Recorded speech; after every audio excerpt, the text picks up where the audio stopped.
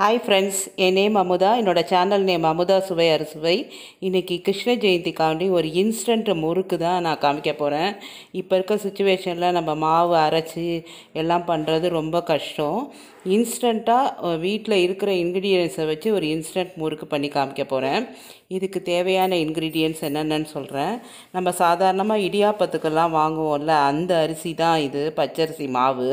அந்த பச்சரிசி மாவு மட்டும் இருந்துட்டால் போதும், இதை வந்து சூப்பராக செய்திடலாம்.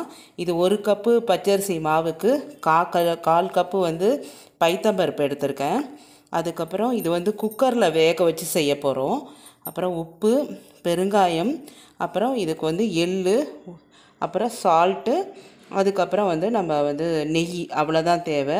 எப்படி பண்ணலான்னு பார்க்கலாம். இன்ஸ்டண்ட்டாக இந்த முறுக்கு செய்திடலாம். இந்த கால் கப்பு பைத்தம்பருப்பு சொன்னேன்ல, அதை குக்கரில் நல்லா கொலைய ஒரு 4 விசில் விட்டு நல்லா வேக வச்சு எடுத்து வச்சுக்கணும். அதுதான் நான் வேக வச்சு எடுத்து வச்சுருக்கிறேன். நல்லா ஸ்மாஷ் பண்ணிவிட்டு மாவு பிசைஞ்சு முறுக்கு சுட வேண்டியதான். ரொம்ப ஈஸி. இது மாதிரி ட்ரை பண்ணி பாருங்கள். நான் இன்றைக்கி பைத்தம்பருப்பில் செய்திருக்கேன். இதே மாதிரி உளுத்தம்பருப்பை வேக வச்சு செய்யலாம். அது நான் ஆல்ரெடி ஒரு வீடியோ போட்டிருக்கேன். என்னோட 2வது வீடியோவே அதுதான், உளுத்தம்பருப்பு வச்ச இன்ஸ்டன்ட் முறுக்கு. அதோட லிங்க்கை வந்து டிஸ்கிரிப்ஷன் பாக்ஸில் கொடுக்குறேன். உங்களுக்கு வேணால் அதை கூட நீங்கள் சர்ச் பண்ணி பார்த்துக்கலாம். இன்றைக்கி நான் பைத்தம்பருப்பை வேக வச்சு பண்ண போகிறேன். இப்போ கால் கப்பு பருப்பை வேக வச்சு குக்கரில் 4 விசில் விட்டு எடுத்து வச்சுருக்கேன். இதை நல்லா ஸ்மாஷ் பண்ணிக்கோங்க. கையாலே பண்ணிக்கிட்டாலும் சரி, இல்லை மிக்சியில் ஒரு ஓட்டிட்டு நீங்கள் பண்ணாலும் சரி. நான் கையாலே தான் பண்ணுறேன். இப்போ கால் கப்பு பருப்பை வேக வச்சு போட்டதுக்கு 1 கப்பு மாவு நான் ஆட் பண்ண போகிறேன்.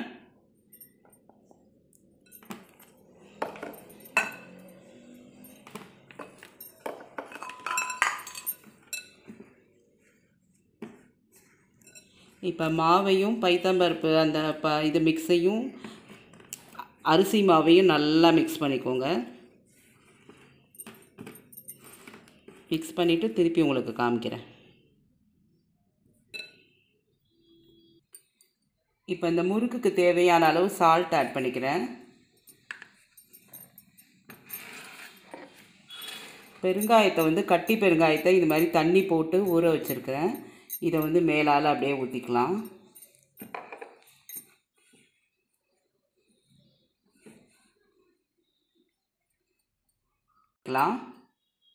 கொஞ்சம் கொஞ்சமாக தெளித்து பிசைங்க. நிறையா ஊற்றிட்டிங்கன்னா அப்புறம் திருப்பி மாவெல்லாம் ஆட் பண்ணுற மாதிரி ஆகிடும். இப்போ இந்த ஸ்டேஜில் நெய் 1 ஸ்பூன் ஆட் பண்ணிக்கிறேன். நான் வந்து நெய் போட்டிருக்கேன். பட்டர் கூட போட்டுக்கலாம், அதுவும் நல்லா தான் இருக்கும். இப்போ நான் வந்து எள்ளு போட்டு செய்ய போகிறேன்.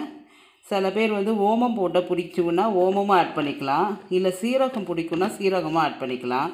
எல்லாமே எது போட்டாலும் நல்லாயிருக்கும். ஏதாவது ஒன்று மட்டும் போடுங்க.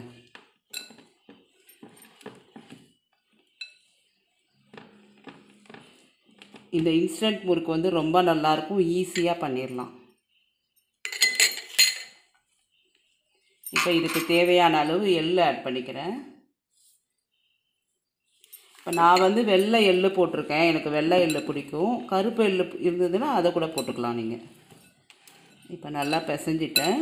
இப்போ எண்ணெய் வச்சுட்டு எப்படி முறுக்கு புளியிறங்கிறத காமிக்கிறேன்.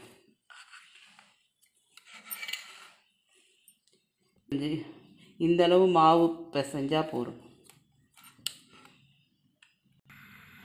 இப்போ நாட்டு செக்கு எண்ணெய் தான் நான் யூஸ் பண்ணுறேன், கடலெண்ணெய் இது. எப்போவுமே முறுக்குக்கெல்லாம் கொஞ்சம் எண்ணெய் தாராளமாக விட்டோம்னா தான் எண்ணெய் குடிக்காது.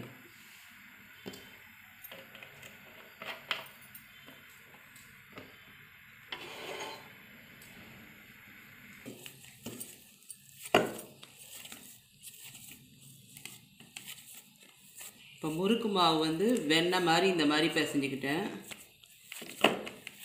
இந்த ஸ்டேஜில் உப்பு பார்த்துக்கோங்க. இப்போ கிருஷ்ண ஜெயந்திக்கு அதனால் உப்பெல்லாம் நம்ம கண் மதிப்பில் தான் போட முடியும். நீங்கள் சாதாரணமாக பண்ணும்போது இந்த மாதிரி இருக்கும்போது உப்பு பார்த்துட்டு போட்டுக்கோங்க.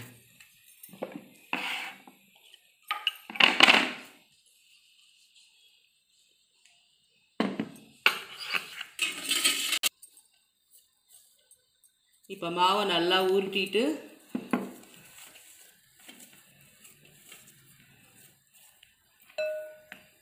எந்த உரலில் புளிகிறோம்ல அதில் போட்டுட்டேன். காஞ்சிருச்சு. இப்போ கொஞ்சோண்டு ஒரு பிட் எடுத்து போட்டு பார்க்கலாம். நல்லா காஞ்சிருச்சு. இப்போ முறுக்கு புழிஞ்சிடலாம்.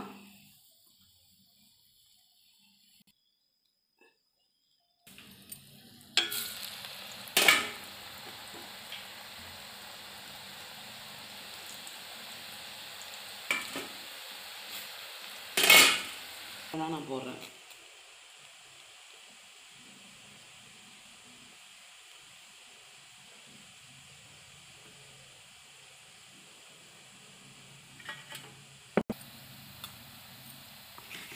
இப்போ நல்லா ஒரு பக்கம் வெந்துருச்சு. இதை திருப்பிட்டு இன்னொரு பக்கம் வேக வைக்கிறேன். இப்போ கொஞ்சம் கேப் இருக்குது, இன்னொரு முறுக்கு கூட போட்டுக்கிறேன்.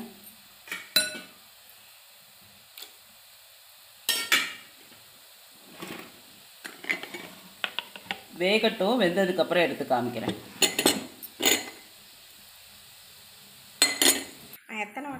பைத்தம்பருப்பை வச்சு இன்ஸ்டண்ட்டாக குக்கர்லேயே வேக வச்சு ஒரு சுலபமான முறுக்கு செய்து காமிச்சிருக்கிறேன்.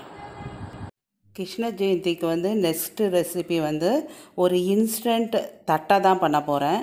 வீட்டில் இருக்கிற இன்க்ரீடியன்ஸை வச்சு ஒரு சிம்பிளாக ஒரு தட்டை பண்ண போகிறேன். இது மைதா மாவு நான் யூஸ் பண்ணியிருக்கேன். கோதுமை மாவில் கூட ஹெல்த்தியாக பண்ணிக்கலாம். மைதா மாவு கோதுமை மாவு ரெண்டுத்துலேயுமே நல்லா தான் வரும். ஒரு கப்பு மைதா மாவு எடுத்திருக்கேன். அப்புறம் கொஞ்சம் பெருங்காய தண்ணி ஊற்றிக்க போகிறேன். அப்புறம் எள், உப்பு, கொஞ்சம் மிளகாத்தூள், மஞ்சள்தூள், ஒரே ஒரு ஸ்பூன் கீ, அவ்வளோதான் தேவை. இன்ஸ்டண்ட்டாக நம்ம ஒரு தட்டை செய்து நம்ம நைவேத்தியமாக படைச்சிடலாம். எப்படி செய்யலான்னு பார்க்கலாம் வாங்க. கீ ஆட் பண்ணிக்கிறேன். ஒரு ஸ்பூன் கீ தான் போட்டிருக்கேன். இப்போ மைதா மாவு ஆட் பண்ணிக்கலாம். அப்புறம் இதுக்கு தேவையான, இந்த தட்டைக்கு தேவையான அளவு சால்ட் ஆட் பண்ணிக்கிறேன். இதை போட்டு நல்லா மிக்ஸ் பண்ணிக்கலாம். ஃபஸ்ட்டு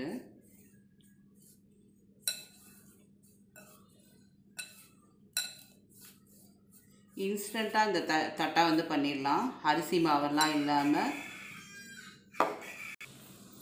அதை கேட்கும்ல.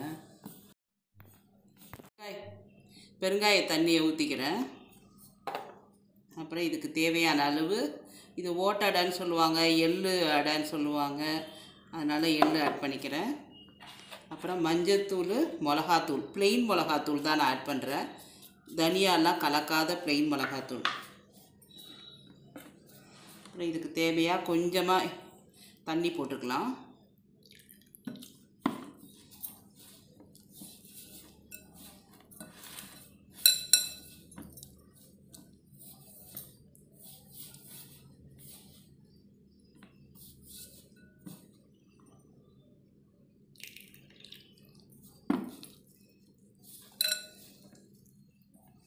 மிக்ஸ் பண்ணிவிட்டு உங்களுக்கு காமிக்கிறேன். மாவு இந்த மாதிரி கொஞ்சம் திக்காக பிசைஞ்சிக்கலாம். பிசைஞ்சிட்டு பூரி மாவு திரட்டுறோம்ல, அது மாதிரி திரட்டிக்கலாம்.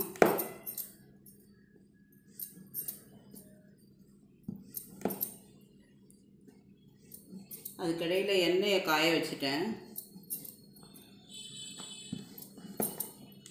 இது எண்ணெயே கொஞ்சம் கூட பிடிக்காது.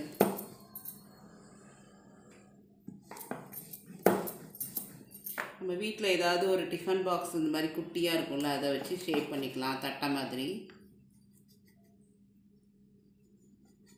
நான் சிம்பிளாக பண்ணுறேன். கடலைப்பருப்பு, உளுத்தம்பருப்பு அதெல்லாம் எதுவுமே போடல. எள்ளோட ஃப்ளேவர் மட்டும்தான் இதில் வரும். பெருங்காயத்தோட ஃப்ளேவர் இருக்கும்.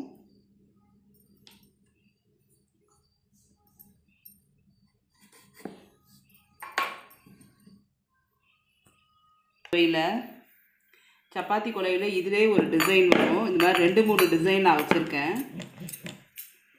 அதில் பண்ணதுனால மேலே ஒரு கோடாக வரும். நான் பொரிச்சிட்டு காமிக்கிறேன் உங்களுக்கு எப்படி வரும். இது மாதிரி ரவுண்டாக பண்ணி நம்ம வச்சிட்டோம்னா பொரிக்கிறதுக்கு ஈஸியாக இருக்கும்.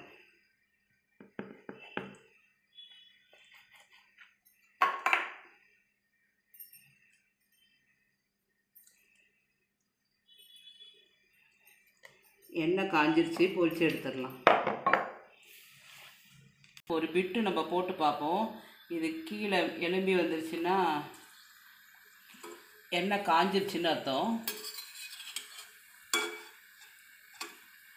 இப்போ எண்ணெய் காஞ்சிருச்சு, நான் இதை போட்டுடுறேன்.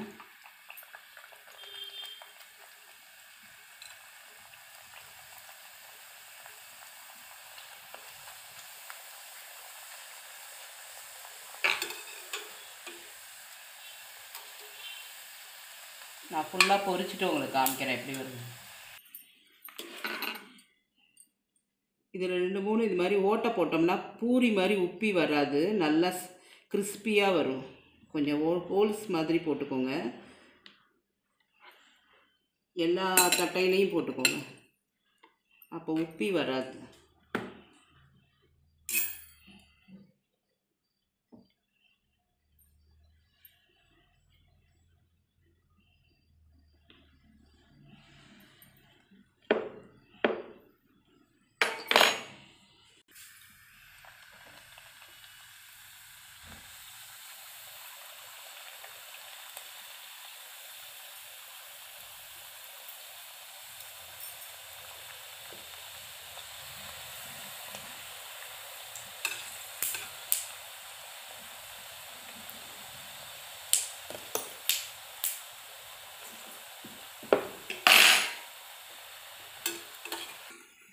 இப்போ நல்லா கிறிஸ்பாக வந்துருச்சு. இப்போ எடுத்துட்டு அடுத்த ரவுண்டு போடுறேன். எப்படி கிறிஸ்பாக வந்திருக்கு பாருங்கள்.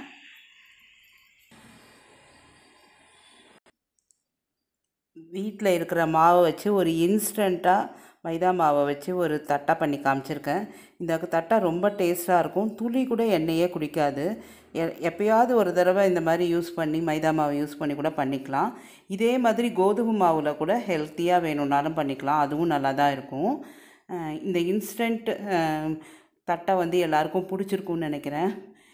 இந்த இன்ஸ்டன்ட் தட்டையும் இன்ஸ்டன்ட் முறுக்கும் எல்லோரும் செய்து பாருங்கள், எப்படி இருக்குதுங்கிறத சொல்லுங்கள். இந்த வீடியோ பிடிச்சிருந்துன்னா லைக் பண்ணுங்கள், ஷேர் பண்ணுங்கள், கமெண்ட் பண்ணுங்கள்.